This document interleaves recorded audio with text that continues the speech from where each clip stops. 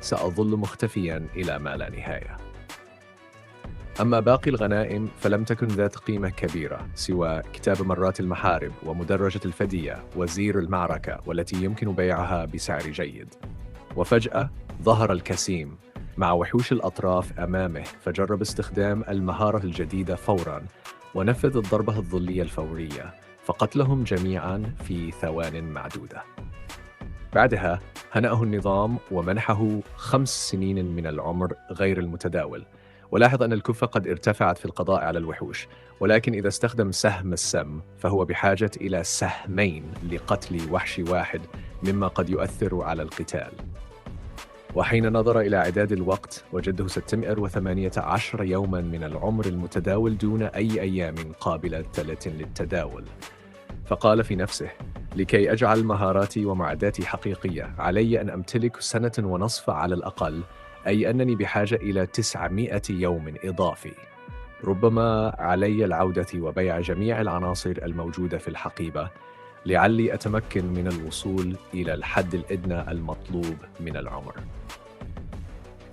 ومع الوصول إلى المستوى العاشر سيتمكن من استخراج المهارة والمعدات داخل اللعبة إلى الواقع.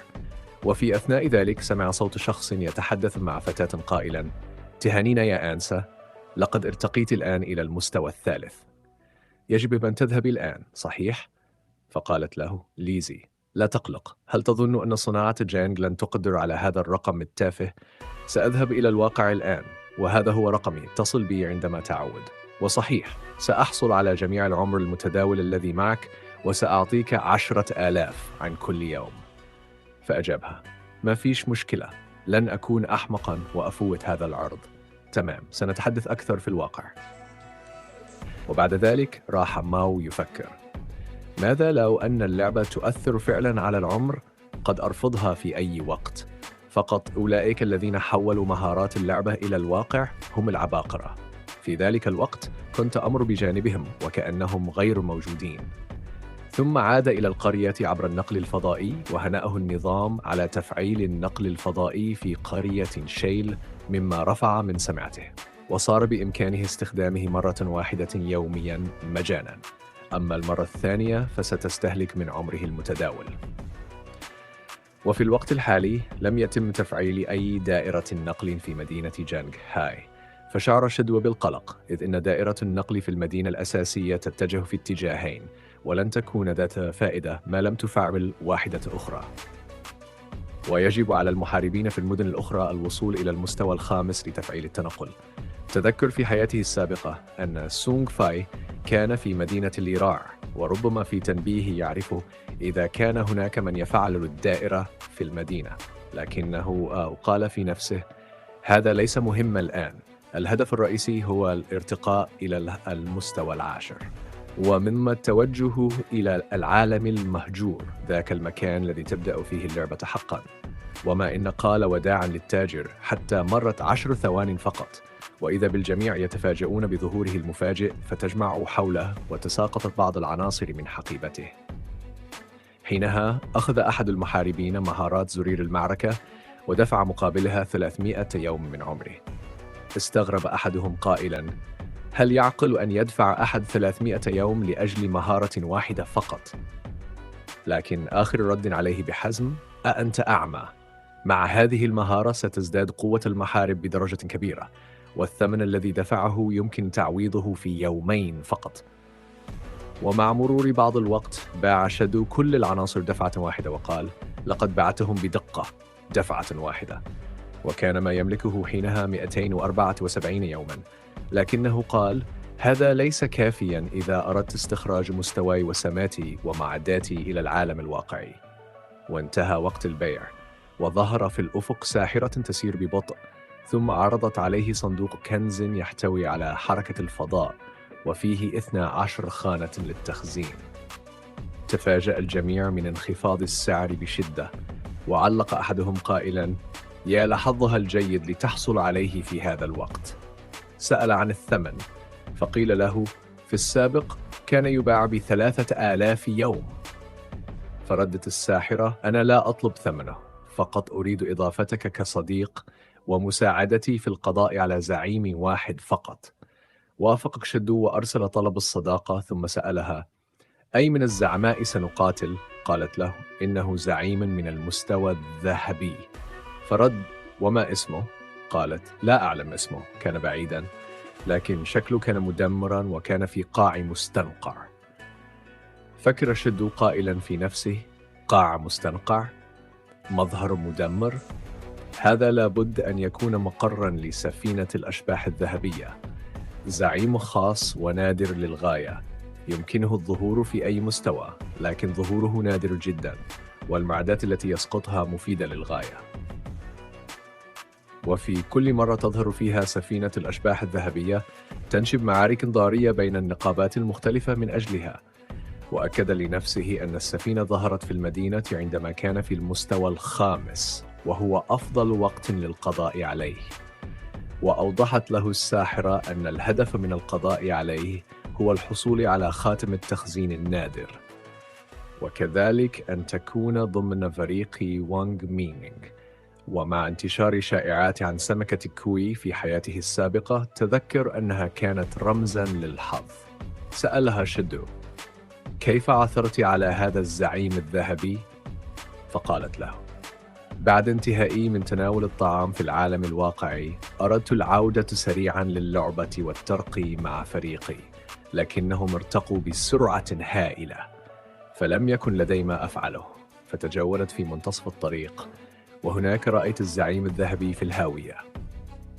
فكر شدو بعمق، مستذكراً شائعة قديمة عن وانغ الذي كان لديه عضو في اللياقة البدنية يدعى سمكة كوي، وأنه كان بمقدوره رؤية الزعماء نادرين وصناديق كنوز ومعابد. في البداية ظنها مجرد أكاذيب لإخفاء المعلومات، لكنه بدأ يشك بأنها كانت حقيقية. لاحظت الساحرة نظراته المتأملة، فسألته: هل هناك ما يثير قلقك؟ أجابها: لا شيء. وفي تلك اللحظة لمح شخصاً يراقبهم من بعيد، ثم عاد ذلك الشخص إلى قائد فريقه ليحكي لهم عن إنجازاته. وفور معرفته من شدو أخذ فتاة إلى خارج المدينة. قال القائد ساخراً: بالطبع، في النهاية مجرد فتاة لم يقوى على مقاومة فتاة قريبة. هيا يا إخوتي، يبدو أن نهايتهم اقتربت. في تلك الأثناء كان شدو يتحدث مع الساحرة، وقال لها: يمكنني مساعدتك في القضاء على الزعيم، وإذا سقطت أي معدات أو مهارات فستكون من نصيبكم، أما الجوائز المالية فستكون لي. قالت له الساحرة: متفقة، ولكن لدي طلب. إن وجدت عناصر مناسبة للقائد وانغ أو الآخرين فامنحنا خصماً بسيطاً. فرد: لا مشكلة. قالت له: تمام، سننطلق حينما يصل القائد. سألته: إلى أين نحن ذاهبون الآن يا خبير؟ فأجابها: ذاهبون لمقاتلة الزعيم الذهبي. تفاجأت الساحرة وقالت: أنت محارب وأنا ساحرة، يمكنك التخفي أو الهرب، أما أنا فلا يمكنني صد هجوم مباشر إن وقع.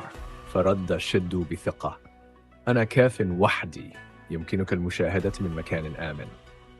تفاجأت الفتاة من كلامه، وراحت تفكر في نفسها: شخص واحد يقاتل زعيما ذهبيا؟ أعلم أنه قوي، لكن هذا جنون. وفجأة اختفى شدو من جوارها، فشعرت بالخوف وبدأت تناديه. وفي ذلك الوقت وصل فريق إلى مكانهما ورأوا الساحرة وحدها، فاندهش أحدهم من اختفاء شدو، ثم قال لقائده: هو بالتأكيد خدعها وتركها وحدها في البرية، هيا بنا نأخذها ونلعب قليلا. قال لها أحدهم: ابقي معنا وستعيشين حياة طيبة.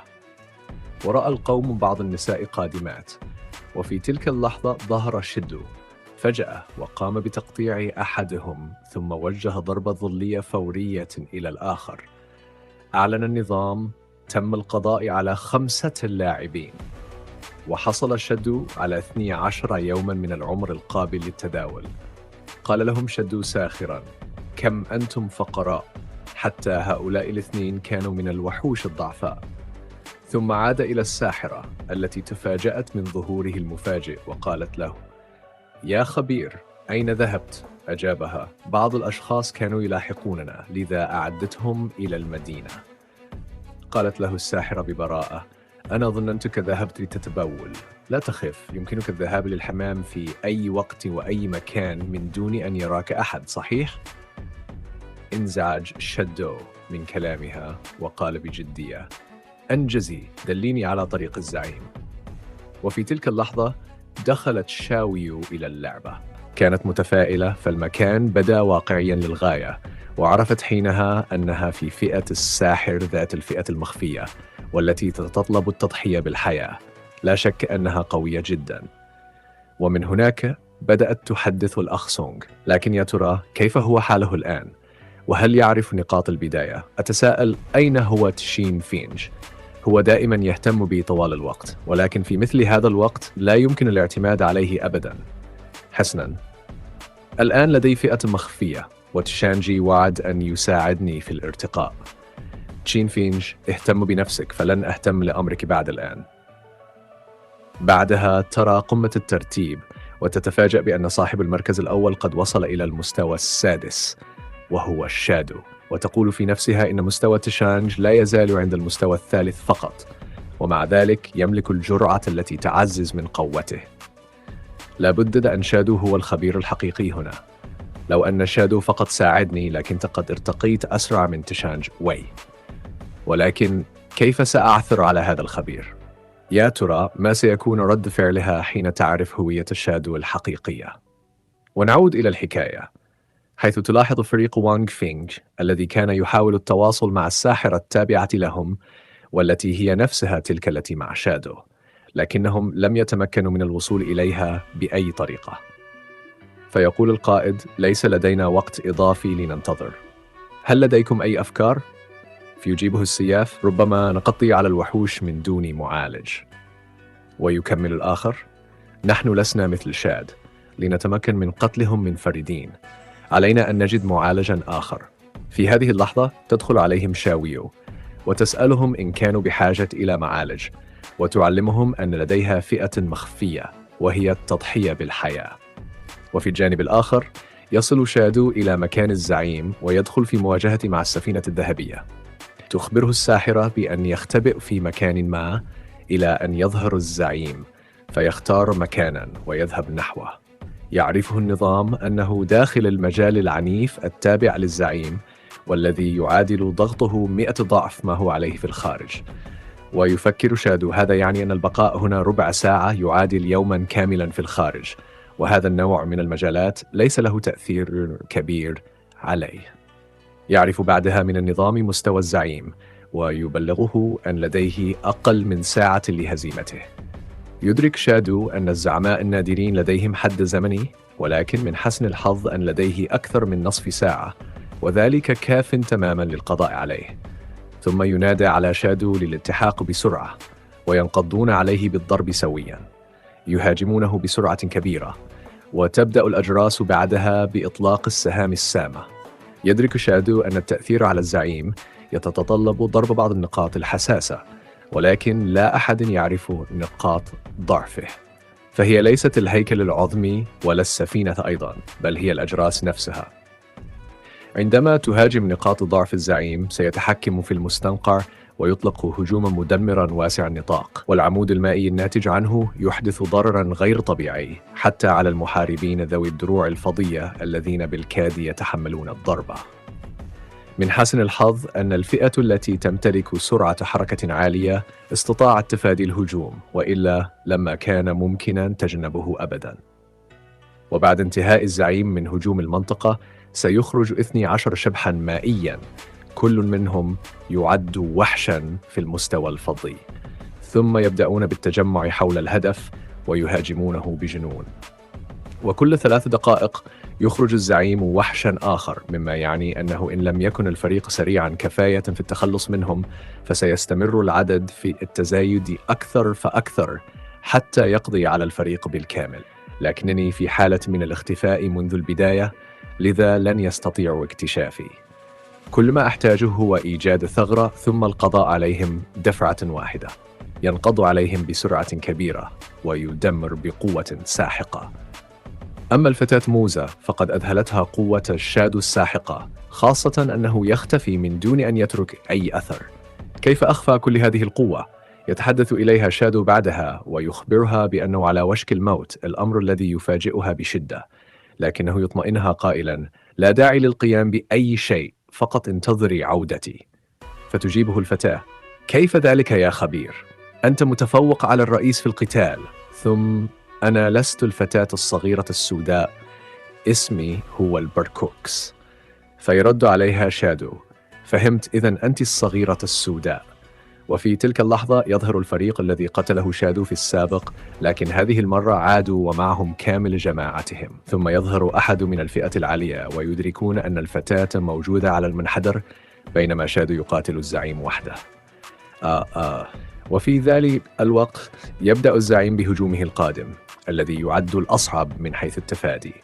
وعندما يصل الرئيس إلى نصف قوته يطلق موجة روحية ضخمة وواسعة النطاق تقيد الحركة لمدة 5 ثوان. ومستوى شادو الحالي لا يمكنه من مقاومة تلك الموجة. بالفعل يتعرض للهجوم ويصبح عاجزاً عن الحركة، ثم يتلقى ضربة ساحقة تودي بحياته، ويخسر 326 سنة من عمره، بالإضافة إلى 1000 يوم من عمره المستعمل. وهذا يسعد القائد الذي يقول: لقد تم استدراجه ليأتي وحده.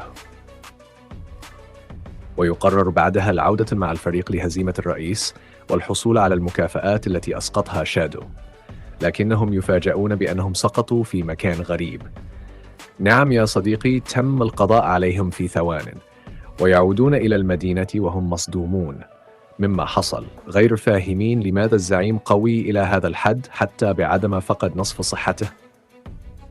والأمر المزعج أنهم دخلوا لتوهم، ومع ذلك تم القضاء عليهم على الفور بواسطة عمود مائي، مما يغضب القائد بسبب الخسائر التي تكبدوها.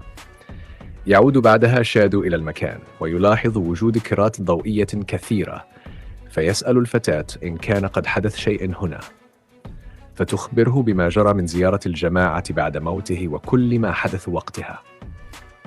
فيرد عليها شادو بأنهم بلغوا في تقدير قوتهم، ويعلمها أن في حياته السابقة واجه نفس الرئيس، وأن المهارة التي أطلقها لا يطلقها إلا مرة واحدة فقط. ويقول: الآن جاء وقت القضاء عليه تماما. فتنخفض صحته لأقل من النصف، هناك احتمال كبير أن يختفي ويهرب بعيدا، واللاعبون العاديون سيجدون صعوبة في القضاء عليه، لكنني لست لاعبا عاديا. ثم يهجم على الأجراس الشبحية، فيغضب الزعيم ويهجم عليه، لكن شادو يختفي مجددا ويضربه ضرب. وفي هذه اللحظة يظهر القائد وجماعته مرة أخرى، ويصابون بالدهشة من عودة شادو وقدرته على قتال الزعيم منفردا. فيقرر القائد أن ينتظر اللحظة المناسبة ويقتل الاثنين معا، لكن الفتاة تلاحظ ذلك وتقرر التدخل لإيقافهم، فتطلق مهارتها وتصرخ في وجه القائد. يغضب القائد بشدة ويهاجمها، لكنها تتفاداه بسرعة. وفي تلك اللحظة يلاحظون فريما مختبئا في الظل ينتظر اللحظة المناسبة للهجوم. وفي الوقت نفسه يفكر شادو: رغم أنني لا أزال في المستوى الخامس، إلا أن القضاء على هذا الزعيم لا يزال صعبا، كما هو متوقع من رئيس نادر. وقد استغرق القتال وقتا أطول من اللازم، وهذا جذب المزيد من اللاعبين إلى المنحدر، وغالبا هم من قتلوا سابقا، إلى جانب فريق المستنقع الذي ظل سنوات يحاول القضاء على الرئيس. ويقول في نفسه: بعدها سيقتلونني ويأخذون الغنائم. وبعد فترة يعلن النظام عن القضاء على الزعيم الذهبي، وأن شادو ارتقى إلى المستوى الثامن وحصل على 7 نقاط تطوير، بالإضافة إلى زيادة سماته بمقدار 3 صفات، وذلك لأنه يحتل المركز الأول في قائمة التصنيف. وسرعان ما انتشر الخبر في كل المدن، مما صدم الجميع. كيف يكون بهذه القوة؟ لا بد أنه الشخص الذي قضى على زعيم المستوى الذهبي في مدينة نيهان. ثم ننتقل إلى مدينة الشيل، وهناك يظهر اللاعب وانج مصدوما، إذ إنه قبل قليل فقط كان قد هزم زعيما برونزية، والآن هو بالفعل من قضى على زعيم ذهبي. أن الفارق بينه وبين بقية اللاعبين بدا شاسعاً. أما شيوي فبدأت تفكر جدياً في الأمر. لقد باتت تشعر أنه الأمل الوحيد لرؤية سونغ فاي من جديد، لذا عزمت على أن تبحث عنه وتطلب مساعدته.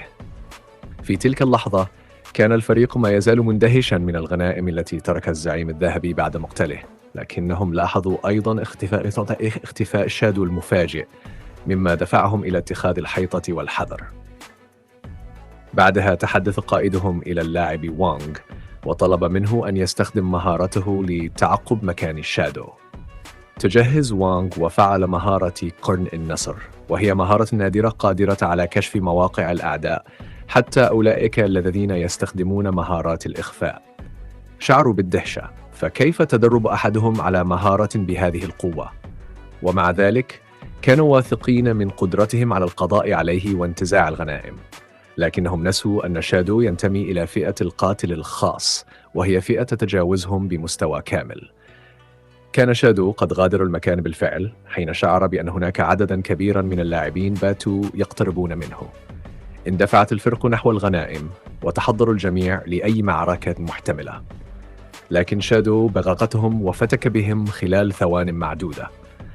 سادت سكينة مفاجئة، ثم تساءل أحدهم: أين هي الفتاة ذات العباءة السوداء؟ رد الآخر: لا بأس، سأراها لاحقاً.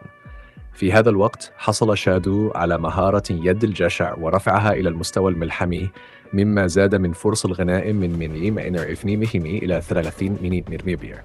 ارتفع مستواه بنسبة 100 وكان يفكر: هذه الفرصة نادرة. بدأ بجمع الكرات الضوئية وضغطها، ثم فعل يد الجشع لتتضاعف جميع المكافآت التي حصل عليها. تفحص بعد ذلك الأجراس التي حصل عليها، واكتشف أنها تمنحه قدرة مميزة، فحتى إن مات فلن يخسر أي عمر افتراضي، بل على العكس، عند قتله للوحوش سيكسب 20 عمرا إضافيا. ليس ذلك فحسب، بل إن الأجراس يمكنها شل حركة الأعداء في نطاق 50 مترا. بعدها عادت الفتاة وتحدثت معه طالبة مساعدته، فسألها: أين أنت؟ لكن قبل أن تكمل حديثها ظهر القائد مع جماعته، فما كان منها إلا أن قفزت من فوق المنحدر مفجرة الموقف بجرأتها. قال لها شادو لاحقا: لا داعي لإنقاذك الآن، فقد عدت بالفعل إلى المدينة، انتظريني هناك وسأرسل لك العناصر. أعطاها بعد ذلك ضعف 20 عنصرا، ثم فكر في تطوير يد الجشع، لكن النظام أخبره أنه يحتاج ل10 أضعاف النقاط لترقيتها. وبينما هو يتأمل في المهارات التي اكتسبها، لاحظ 3 قطع مهمة من المعدات التي تناسب فئة القاتل. الشفرة المزدوجة تعزز القوة والرشاقة مع تأثير خاص يضاعف الهجوم في كل ضربة. درع الجلد المقاوم للنار يعزز الدفاع ويمنح القدرة على إخفاء المعدات. مرآة ظل الشبح توفر حصانة تامة ضد الضرر. قال شادو في نفسه: وأخيرا، مهارة للبقاء على قيد الحياة. صحيح أنها كانت ضعيفة، لكنها باتت قابلة للتطوير بلا حدود. قرر العودة إلى المدينة وبيع بعض العناصر، لكنه صادف في طريقه الجماعة التي قتلها سابقا. ارتعب القائد ورفاقه حين رأوه وهربوا بسرعة، لكن شادو لحق بهم وقضى عليهم جميعا في لحظات، ما عدا القائد الذي ظهر أمامه فجأة، فغرس شادو سهم السم في رأسه مباشرة. أبلغه النظام أنه أصبح قاتلا، وأنه في حال موته سيفقد من عمره، لكنه تمتم بثقة: ما دمت أملك الأجراس فلن أفقد شيئا حتى لو مات. عاد إلى المدينة فأثار ظهوره ضجة كبرى، خاصة أن الجميع أدرك أن بيده الأجراس وأنه إلى أي معدات ظاهرة، مما جعلهم يظنون أنه استغل الآخرين للقضاء على الزعيم. ظهر الفريق الذي حاول قتله سابقا واعتذروا له، بل أعطوه مهارة مشتركة مفيدة، فشكرهم شادو. لكن أحد أعضاء الفريق غضبا وقال: أتعطونه مهارة؟ لقد قتلنا. رد القائد: ما أدراكم؟ هذا اللاعب يمتلك سرعة خارقة وربما قوة لا نعلمها. علينا الإمساك به بأي ثمن، وربما نجعل منه خادما لنا. ثم اقترح إرسال فتاة لتتقرب منه وتكشف أسراره. قابل الشادو الفتاة لاحقا، فأعطاها بعض العناصر مما رفع قوتها كثيرا، فشكرته، لكنه رد ببساطة: أنا فقط أنفذ الاتفاق. أعطني خاتم الفضاء. قالت له: صدفاً، أثناء هروبي في الغابة وجدت كهفاً غريباً يبدو أنه مدخل لخرابة قديمة. هل يهمك الأمر؟ فكر شادو قليلاً. في البداية كنت أبحث عن مكان لأرتقي للمستوى العاشر، والآن وجدت مدخل الخراب. هذه الفتاة صداقتها مفيداً فعلاً. بعد ذلك اتسع مخزون الخاتم ليصل إلى 20 خانة، فقال لها: حسناً، عندما أستعد سأذهب إلى هناك. أخبرته أن الفريق ذهب للتدرب مع كهل جديد وسيأخذون وقتا طويلا في العودة. ثم أرسلت له موقع الكهف وقالت: خلف الشجرة يوجد عمود حجري. اختبأت هناك لكنني سمعت صراخا وهربت فورا. "مم." قال لها شادو: حسنا، سأمر هناك بنفسي، وعندما يعود وانغ فينغ سيرسل لك العناصر. وفكر، كنت أبحث في الأصل عن مكان الارتقاء إلى المستوى العاشر، لكن لم يعد الأمر ضروريا. في المدينة الأساسية هناك 3 أنواع من الخرائب: الخرائب المقابلة، الخرائب الملعونة، المعابد، وكل الوحوش هناك في المستوى البرونزي، وقد أجد بعض الوحوش النادرة أيضا. هذا المكان كنز حقيقي من العمر الافتراضي ونقاط التطوير.